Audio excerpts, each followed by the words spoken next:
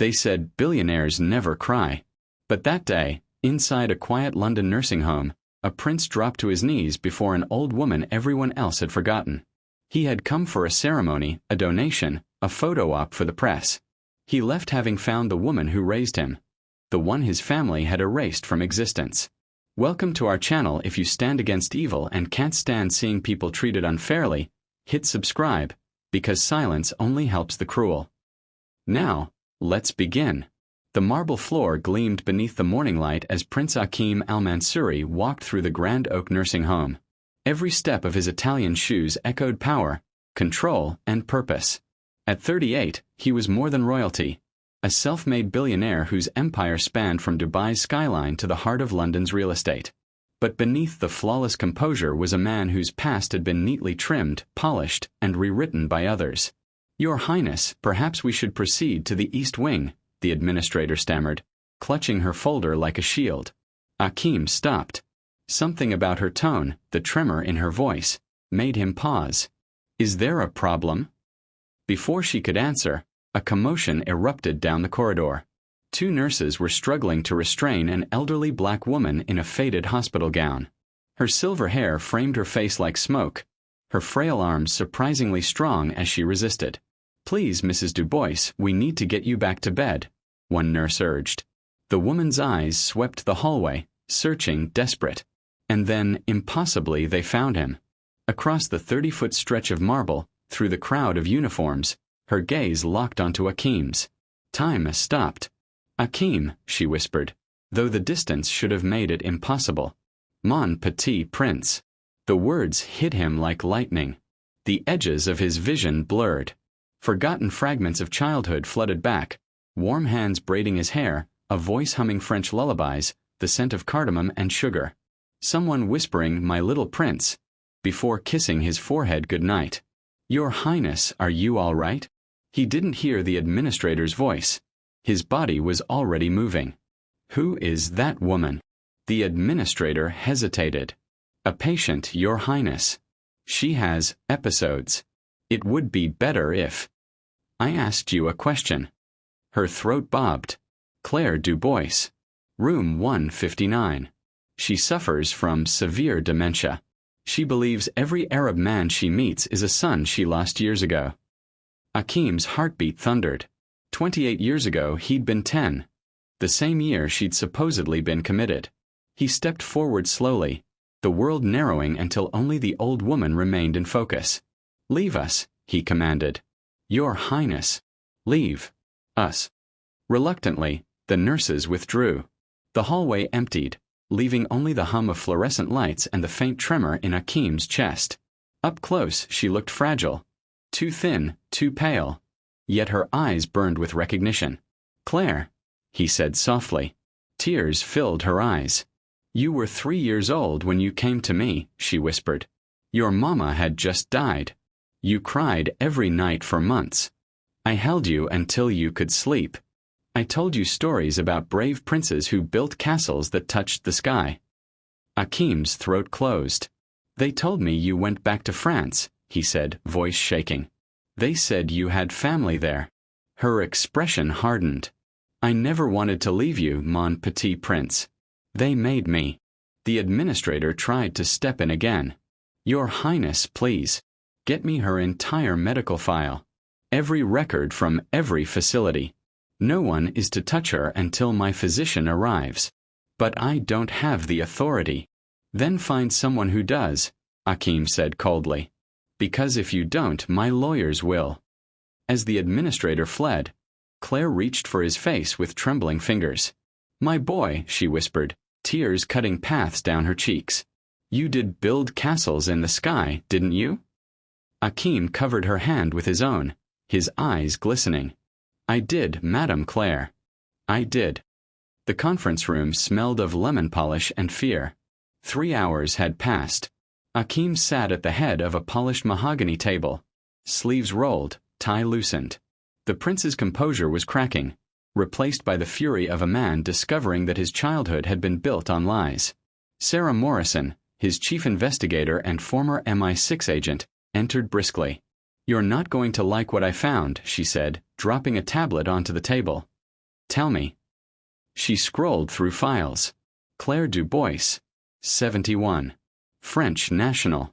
Arrived in Dubai in 1985 as a domestic worker for the Al Mansouri family. In 1995, she was deported, officially for psychiatric instability and being a risk to the minor. Akeem's jaw tightened. After deportation, Sarah continued, she was admitted to a private psychiatric facility in Lyon, Chateau de Lumière. Exclusive, discreet, the kind of place where wealthy families hide inconvenient people. Who paid for it? Sarah's eyes met his. Al Rashid Holdings. Your father's private firm. The room spun. My father did this. There's more. Over the next 28 years, she was moved between 6 institutions. Each time, the payments came from the same offshore network. Each time, the reports listed her as delusional, claiming she imagined being a nanny to an Arab prince. Akeem turned away, fists clenching. They kept her drugged, moving her so no one would question anything. He didn't realize he'd spoken aloud until Sarah nodded. Exactly. I've looked into her medical file. She's been on antipsychotics for decades. Enough to keep anyone docile. Akeem's phone buzzed.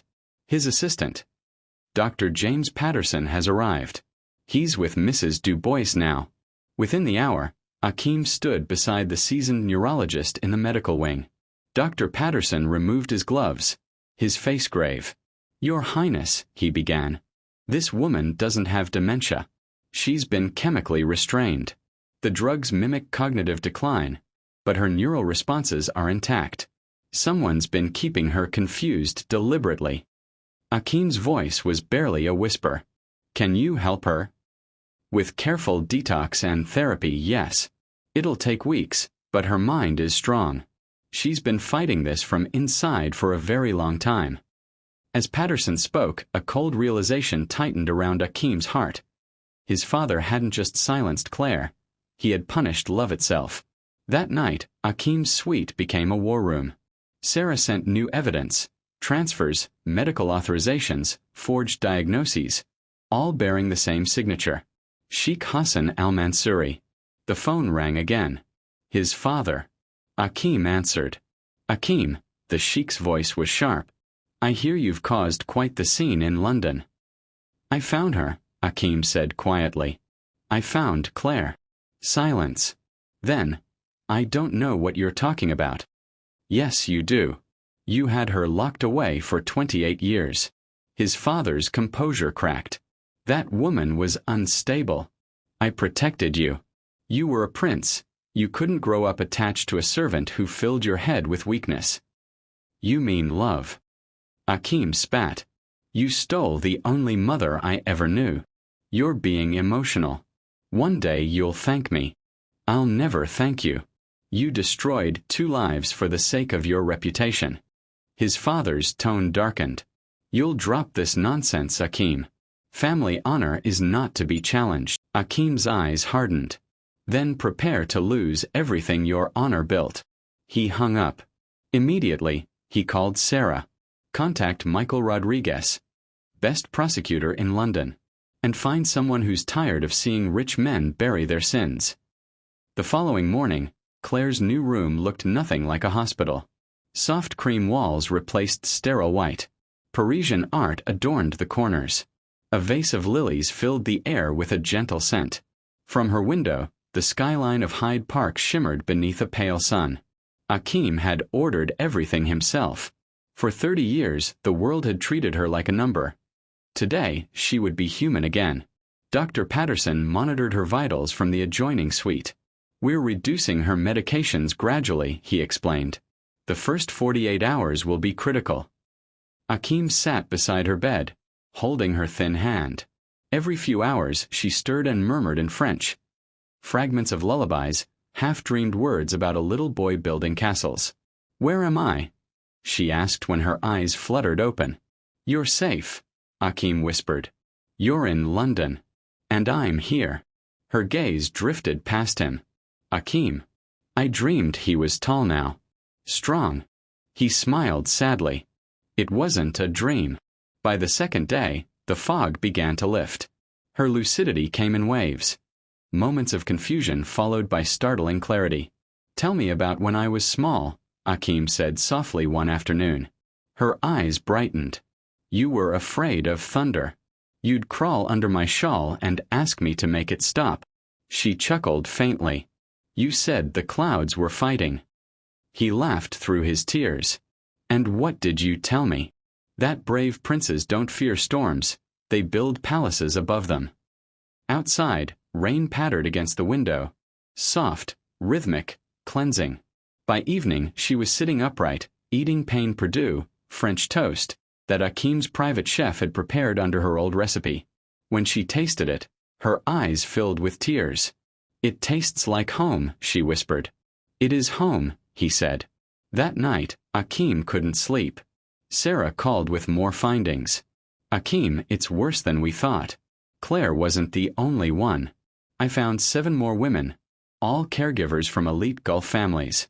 Same pattern: sudden psychiatric diagnosis, secret institutionalization, payments through your father's network." Akim gripped the phone. "So it was a system." "Yes. They called it the custodian program, a quiet operation to erase any caretaker who became too close to royal children. Your father wasn't the only one involved. It's generational." Silence. Then Akim said, "We expose them all." The next morning, he sat with Claire again. Her mind was clearer now, her voice stronger. "I remember the day they took me," she said, staring at her hands.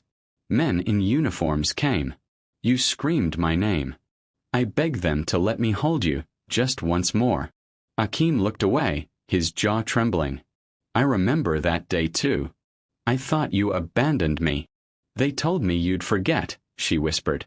"But I prayed that one day you'd remember the stories I told you. About the prince who built castles in the sky." He smiled through tears. "I built them, Claire. Every one. But none of them meant anything until I found you again." She reached for his face. "Then you've already won, my little prince." Over the following week, the fog that had consumed Claire's life began to clear completely. She walked outside with help, laughed softly when the sun touched her face, and even began to hum Frère Jacques as Akim watched in quiet awe. But Akim's heart burned with purpose. Justice had to follow. Sarah arrived with a thick dossier. "We have enough evidence to file international charges. Unlawful confinement, medical fraud, human rights violations. But Akim, this will bring down empires." He looked at Claire sitting by the window, fragile yet radiant. "Then let them fall," he said. That evening, he held a press conference. Cameras flashed as reporters shouted questions. The prince stood tall, eyes steady. "30 years ago," he began, "a woman was taken from my life under the guise of duty. She was silenced, drugged, and buried in institutions to protect a lie. Today, I say her name, Claire Dubois, and I say the names of every woman like her. I will not rest until they are free." Across the world, headlines erupted. Prince exposes secret royal custodian network. But that night, back at the nursing home, there were no cameras. Only a quiet room filled with the glow of lamplight, and 2 souls who had found each other again after decades of darkness. Akim knelt beside Claire's chair. "You're free now," he said. She smiled faintly. "Freedom is seeing you again." He took her hand. "You once told me brave princes build castles above storms." "And you did, mon petit prince." He looked out at the London skyline, lights shimmering against the wet glass. "Then maybe now it's time to build one more, not of marble or gold, but of truth." Claire closed her eyes, her hand still in his. "That's the only kind that lasts." Outside, the rain stopped. The first rays of dawn broke over the horizon, gilding the city in light. And for the first time in 30 years, the forgotten Nanny slept in peace, while the prince who loved her prepared to tear down every kingdom built on cruelty.